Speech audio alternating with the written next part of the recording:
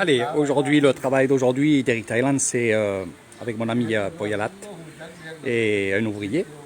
On a déterré les poutres que j'avais avant, où il y avait un auvent à l'époque, et il était vieux et surtout que il n'était pas assez grand. Hein. C'était un ancien auvent. C'était pour mettre la voiture. Donc il a pu l'enlever, je l'ai donné à mon beau-frère et c'est là où on a fait le puits, c'est ce que vous voyez là, ce béton rond, voilà c'est le puits. Donc il a fallu enlever toute la toiture et c'est très bien comme ça. Voilà. Donc là on est en train de placer les poutres. Par la suite on va ferrailler le haut pour faire la toiture. Et après faire les ceintures bien entendu sur la base, c'est-à-dire en bas, une fois que ça sera tout stable. Donc évidemment, oui, je ne vais pas le laisser comme ça, il va avoir quand même du béton, hein, pour pas qu'il y ait tout le temps de la terre. Mais le béton, on le fera quand il y aura la toiture, au moins on sera tranquille. Bon, à 3, c'est bien, ça se fait bien.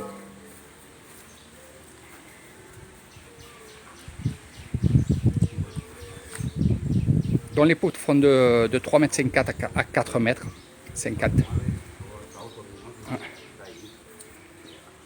Donc je vais les aider.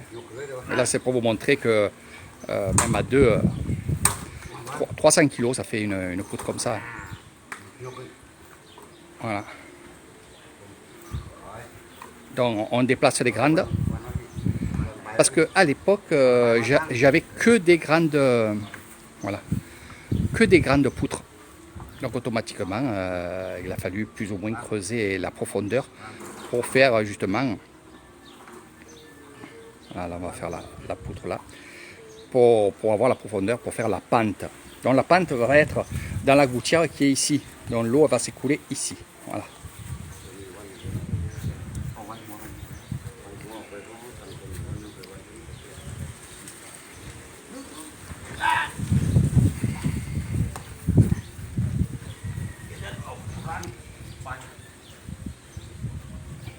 Donc il va y avoir 3 poutres ici.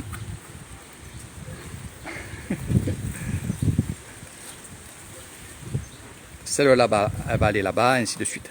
Bon, vous verrez, c'est un